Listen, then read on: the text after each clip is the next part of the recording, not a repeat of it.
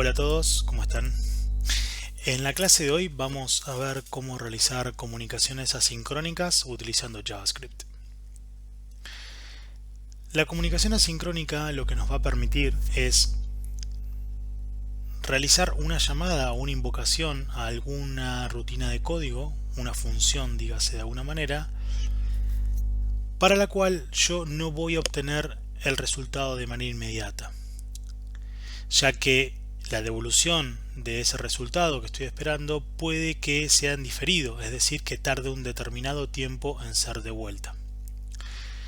Como no se desea quedarse esperando hasta que ese resultado de esa llamada o esa invocación retorne, lo que vamos a hacer es disparar ese llamado y continuar la operación o continuar nuestro flujo de código hasta que en algún momento determinado del tiempo el resultado de esa ejecución va a retornar y voy a poder procesarlo. Para esto vamos a utilizar promises. Las promises representan la completitud o la falla de una operación asincrónica y su valor de retorno correspondiente. Promise, como su palabra lo dice, significa promesa. Y básicamente lo que me va a permitir la promise es realizar una llamada asincrónica donde voy a recibir como primer resultado, por así decirlo, la promesa de que en algún momento va a llegar un valor correspondiente a la ejecución que estoy solicitando o algún valor de rechazo si se produjo algún error. Por eso decimos que representa la completion o failure, ¿sí? Completitud o falla de una operación asincrónica. En el caso de que sea una completitud, vamos a tener justamente el valor de retorno de la llamada que estamos esperando. Las promises reciben un parámetro conocido como executor, que es ni más ni menos que una función que tiene argumentos resolve y reject, como estamos viendo en el ejemplo que está aquí. Estamos creando una promise que le estamos pasando a una función utilizando resolve y reject. La diferencia es que en este caso, para hacer esta llamada a la promise directamente, en lugar de pasar una function, estoy pasando lo que se denomina una arrow function o función de flecha, que se representa de la manera que ven en pantalla. La función executor se ejecuta inmediatamente pasando los parámetros resolve y reject, que son también funciones. ¿Sí? En este caso particular, resolve y reject, no estoy pasando ningún parámetro porque es simplemente demostrativo, pero yo podría pasar parámetros a través de la promesa, que también son funciones, podría pasarlo como funciones en sí mismas. Estas funciones, al ser llamadas, resuelven o rechazan la promesa respectivamente. El executor inicia una tarea sincrónica y una vez que se completa, llama a la función resolve si se ejecutó correctamente o a la función reject si ocurrió algún error. Decimos que una promise actúa como un proxy para un valor que no se conoce al momento de crear la promesa.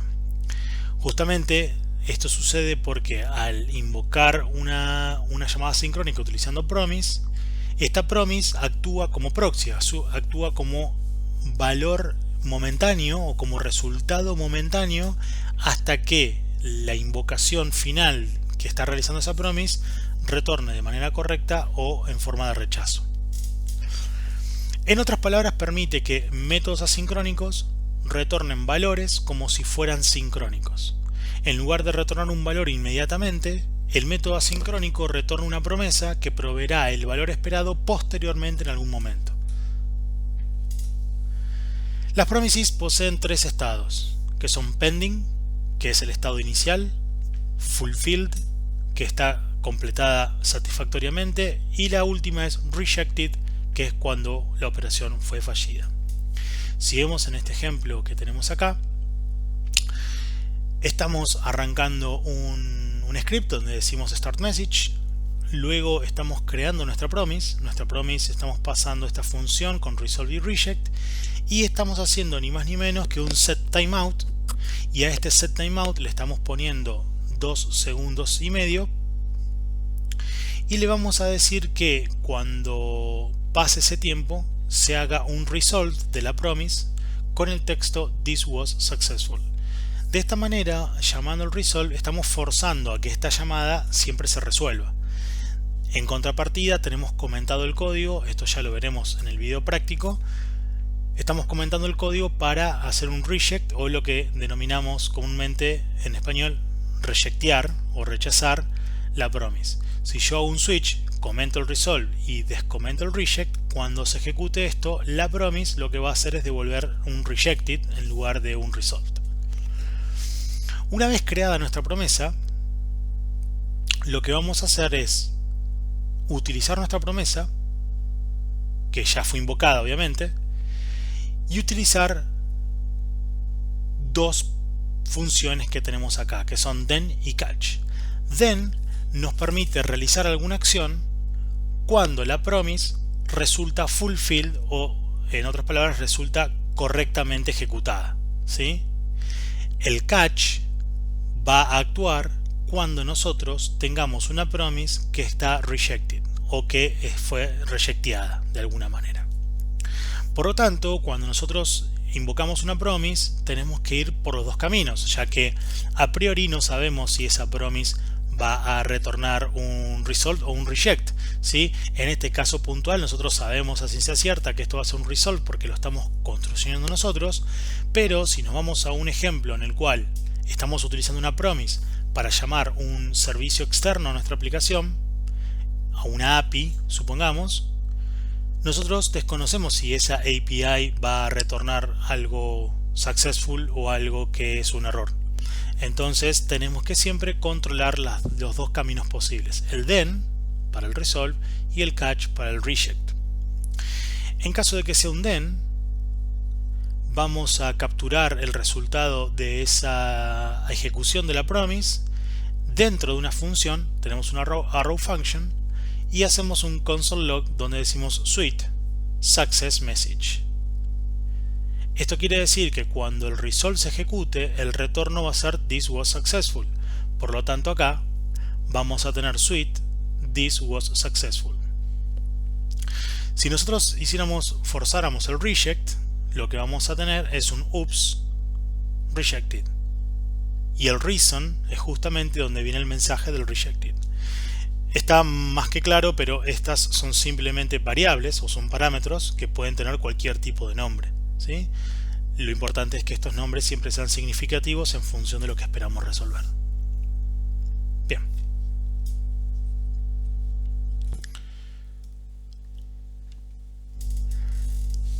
Promises y el uso de XHR. En este ejemplo vamos a ver de qué manera nosotros realizamos una llamada sincrónica utilizando una promise, pero utilizando también XML HTTP request. Esta interfaz nos va a permitir realizar peticiones de tipo HTTP y HTTPS, obteniendo respuestas de tipo XML, JSON, HTML y plaintext, entre otras.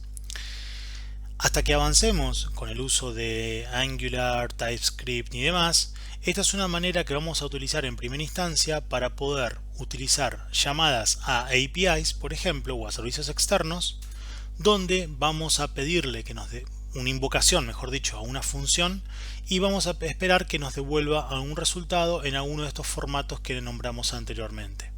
Para eso necesitamos utilizar justamente XHR junto con las promises. En el ejemplo que estamos viendo en pantalla, lo que vamos a tratar de simular es un llamado asincrónico para la carga o la obtención de una imagen. Y luego, obtenida esa imagen, lo que vamos a hacer es insertarla dentro de un elemento HTML para que se pueda mostrar en la página. Entonces, lo que estamos viendo acá es que básicamente creamos una función que se llama loadImage, que recibe una URL o lo que sería justamente la dirección en la que nosotros esperamos encontrar la imagen que queremos cargar. Esta función va a retornar una promesa, y esta promesa, como dijimos, recibe como parámetro una function. Esta function, fíjense que esta vez en lugar de utilizar una arrow function, estoy declarando function con el resolve y el reject. Son distintas formas de poder realizar la misma operación. Esta función va a declarar justamente un objeto de tipo XML HTTP request, porque es la interfaz que nosotros necesitamos para poder realizar una petición de tipo HTTP o HTTPS y obtener respuestas en alguno de los formatos que están acá. Una vez que este objeto de XML HTTP request, que es nativo, fue creado, vamos a abrir la URL que estamos proporcionando como parámetro. En este caso hacemos un request.open, le vamos a decir que lo abra en modo get, tenemos get, post, cualquiera de los HTTP verbs que ustedes ya estarán familiarizados. Vamos a indicarle qué tipo de respuesta estamos esperando. En este caso le vamos a indicar un blob. ¿Por qué vamos a usar un blob? Porque justamente es el tipo de dato necesario para recibir una imagen, ya que lo que queremos cargar es una imagen. Luego vamos a decir que en el onload, es decir, cuando se ejecute correctamente, vamos a disparar otra función que va a preguntar por el estatus de ese request. Es decir, cuando se ejecute correctamente pueden pasar varios estatus, que esto también lo hemos visto en materias anteriores, los distintos status code de las llamadas o de los requests HTTP. Sabemos que cuando el estatus es 200 significa que ya se completó correctamente, es decir, es un success, y sabemos que a ese punto la llamada que hicimos a esa URL finalizó completamente y finalizó con éxito. En ese caso, lo que vamos a hacer, solamente en este caso que sabemos que la llamada ya está finalizada y es de tipo success, vamos a hacer una invocación al resolve de la promise devolviendo la respuesta de ese request, es decir, un request.response. Este response, si lo que estoy haciendo es solicitando una imagen, va a ser la imagen propiamente dicha. Si no, si el estatus es distinto de 200, lo que voy a hacer es un reject con un error diciendo que la imagen no pudo ser cargada. Y voy a anexarle a nuestro mensaje de error el status text del request para tener un poco más de información o visibilidad del error que está ocurriendo. Este else que está acá, vuelvo a repetir, indica que el request se ejecutó correctamente, pero que hubo algún error interno, digamos, que hace que no devuelva algo, o sea, que sea algo distinto al 200.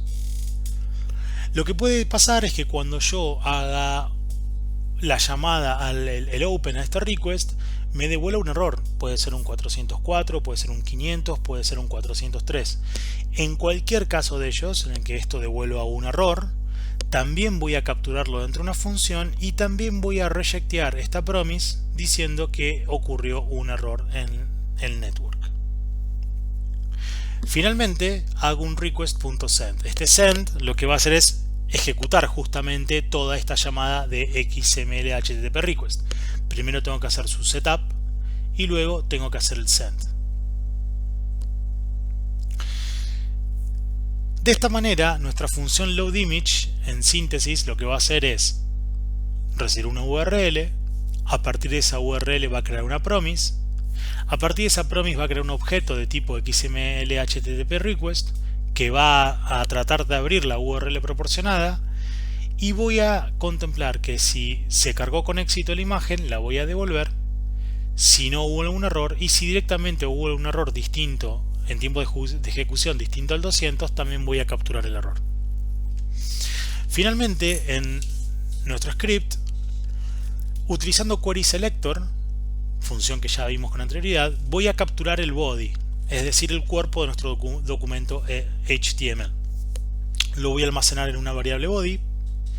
Luego voy a crear un objeto de tipo image, que va a ser un objeto vacío, y voy a hacer una invocación a la función logolandscape.jpg, utilizando la invocación a loadImage. Esto va a pasar este logolandscape.jpg como URL y va a tratar de ejecutar todo esto para cargar la imagen. Como dijimos en el slide anterior, yo cuando hago la invocación a la promise necesito capturar el then, que es cuando hubo una completitud, y un catch cuando hubo un error. Por lo tanto, en el then voy a capturar el response. Este response va a ser el equivalente al resolve que está acá, es decir, va a retornar la imagen, y al pasar por este then response voy a crear un image URL, una URL de imagen, donde voy a utilizar un create object URL. Esta es una función nativa que a partir de este response lo que va a hacer es crearme la URL a ese objeto. Es como que vuelve a componer la URL en base al objeto que cargó previamente. Y a nuestro objeto imagen que creamos acá arriba le voy a decir que el source es esta URL de vuelta, y luego le voy a pedir al body que append, es decir, que agregue adentro del body la imagen que acabo de crear. Básicamente lo que hace es, en base a lo que devuelve o lo que resuelve la promise, armo la URL a la imagen que estoy obteniendo, esa URL se la paso al objeto imagen, el source, y básicamente hago un append o anexo esa imagen al body del documento HTML. En caso de error, voy a recibir un reason, que el reason puede ser image couldn't be loaded con un error, o un oops, there was a network error. En cualquiera de los dos casos va a venir dentro del reason y mostraré por consola que hubo un error en la carga del documento. Vamos a ampliar un poquito más en detalle este ejemplo cuando veamos el apartado práctico para ver de qué manera se comporta. Veamos ahora un conjunto de métodos que podemos utilizar con las promises. Para el uso de promises tenemos ciertas funciones o métodos específicos que nos permiten realizar ciertas acciones para una promise o para un conjunto de promise, y que van a ser de mucha utilidad en base a si fueron resueltas o rechazadas. Veamos el siguiente ejemplo. En este caso tenemos declarado tres promises, una promise 1 P1 que dice promise resolve, resuelve un 3. Esta promise básicamente no tiene ningún tipo de demora en el tiempo, simplemente resuelve el valor 3. Tenemos una variable P2 que devuelve 42 y una variable P3 que es una promise que sí tiene una función, y esa función realiza un set timeout de 2000 y que retorna this is promise 3. Vamos a ver de qué manera podemos ejecutar estos tres parámetros o estas tres promesas en cierta manera. El script comienza diciendo console log this is the start, luego console log this is one message. Luego lo que vamos a hacer es utilizar nuestra primera función que veremos hoy, que es el promise all. Promise all retorna una sola promise resuelta o rechazada en base a un conjunto de promises pasadas a un iterable. Un iterable es ni más ni menos que un array. Lo que yo estoy haciendo en este promise all es pasando un arreglo con las tres promesas que declaré anteriormente. El resultado de esto es justamente una promesa, ¿sí? Pero esta promesa va a tener como resultado directamente lo siguiente. Va a devolver una promise resuelta si todas las promises que se están ejecutando son resueltas, o va a hacer un reject, es decir, va a devolver esa promesa rejecteada si al menos una de las promesas que estoy pasando como parámetro es rejecteado. Es decir, si yo al promise all le paso 10 promesas, el resultado de este promise all va a ser una promesa resuelta si todas las 10 promesas se resolvieron correctamente, o una promesa rejecteada o rejected si al menos una de esas promesas se rejecteó. No importa si de las 10 promesas pasadas como argumento 9 se completan de manera satisfactoria, con una sola que sea rejected es suficiente para que el promise all devuelva la promesa rejected. O sea, devuelva una promesa como rejected. Ese va a ser básicamente el resultado.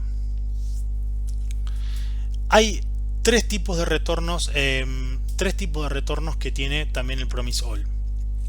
already resolved promise si el iterable que le estoy pasando está vacío, es decir, si no hay ningún tipo de argumento. Asynchronously resolved promise si el iterable no contiene promesas. Y un pending promise en los demás casos, es decir, cuando las promesas están esperando resolverse. Hay algo que tenemos que tener en cuenta que es muy importante cuando utilizamos el promise all. Lo primero es que el orden de ejecución o de resolución de las promesas que le pasamos como parámetro no tienen un orden específico. Es decir, que si yo paso P1, P2 y P3, no significa necesariamente que P1 se va a resolver primero, P2 se va a resolver después y P3 se va a resolver último. Con lo cual, no podemos utilizar promesas en un promise all si estas tienen dependencias entre sí. ¿Qué significa esto? Supongamos que P3, para poder ejecutarse, necesita primero de un valor resuelto de P1. Yo no puedo pasarlos en este orden creyendo de antemano que P1 se va a resolver antes de que se ejecute P3 y que va a tener disponible su valor de resultado, porque no estoy seguro de ello. ¿Podemos tratar de verlo si forzamos en un código hecho por nosotros? Sí, podemos tener una manera, pero en la mayoría de los casos es muy poco probable que esto suceda, con lo cual realmente no puedo fiarme de que si tengo dos promesas y una depende de la otra, el tiempo de resolución sea el que nosotros estamos esperando. Por lo tanto, no podemos utilizar esto, insisto, cuando hay dependencias entre promises. El segundo factor que es muy importante a tener en cuenta en el uso de promise all es que el orden de los valores devueltos, ¿sí?, en esa promise es según se pasaron las promesas. Es decir, si yo paso P1, P2 y P3, el resultado de esto va a ser el valor de P1, luego el valor de P2 y el valor de P3. No importa si P3 se completa antes que P1 o P2. Independientemente del orden en el orden en el que se completan las promises, es irrelevante. El orden en el que los resultados son devueltos es en el mismo en el que se fueron declarados en el pasaje de parámetros. Otra función que tenemos es promise all settled. Promise all settled nos retorna una sola promise que se resuelve luego de que todas las promises dadas se resuelvan o rechacen, y retorna un array con el resultado de cada promesa. La diferencia que hay con el promise all es que el all settled va a devolver una promesa luego de que todas las promesas se resuelvan o de que todas las promesas se rechacen. Recuerden que el promise all retornaba todas las promesas resueltas, o si una sola ya se rechazaba, ya se completaba también la promesa. En este caso va a esperar hasta que todas se resuelvan o que todas se rechacen, o las combinaciones que haya entre ellas, pero que en otras palabras, hasta que finalicen todas, ya sea con error o con éxito. De esa misma manera también tenemos un promise raise. El promise raise nos permite retornar una promise con el mismo resultado de la primera promise pasada por parámetro que se resuelva o rechace primero. El promise raise me permite, en función de un conjunto de promesas pasada por parámetro, retornar como resultado el valor de la primera promesa que se complete o se rechace primero. Y finalmente tenemos el resolve y el reject, que ya lo venimos viendo ya en los capítulos anteriores, pero básicamente lo que hace es retornar una promesa resuelta o rechazada respectivamente. Es decir, nosotros podemos forzar el resolve o el reject de una promesa. Vamos a ver esto en el ejemplo práctico en el siguiente video. Con esto lo que estamos haciendo es concluyendo esta primera parte de comunicación asincrónica utilizando el concepto de promesas, y también vimos el apartado del uso de XML HTTP Request, donde dijimos que las promesas básicamente nos permiten realizar una llamada sincrónica a algún recurso, ¿sí?, donde vamos a obtener momentáneamente esa promesa, es un valor como si fuera un proxy, que en algún momento del tiempo se va a terminar completando con el valor esperado de esa llamada sincrónica o bien con un mensaje de error si esa llamada por algún motivo falló. Nos va a permitir lanzar distintos tipos de llamados asincrónicos, continuando nuestro trabajo sin interrupciones hasta que esos valores regresen de vuelta a nuestro control. El uso de XML HTTP Request, que es una interfaz, nos va a permitir también realizar llamadas asincrónicas utilizando promises, pero a algún tipo de recurso a través de HTTP o HTTPS y que nos devuelva algún formato estándar como XML, JSON, un blob o texto plano, entre otros. De esa manera vamos a hacer el uso de justamente XML HTTP Request para hacer llamadas a una API externa, la cual a través de métodos, verbos HTTP como GET y POST nos puedan procesar información y retornar un conjunto de valores que a través de las promises lo vamos a estar esperando y nos van a servir para mostrar algún tipo de información en nuestro documento HTML. Vamos a vernos en el siguiente video donde les voy a mostrar un poco cómo funcionan estos métodos. Hasta la próxima.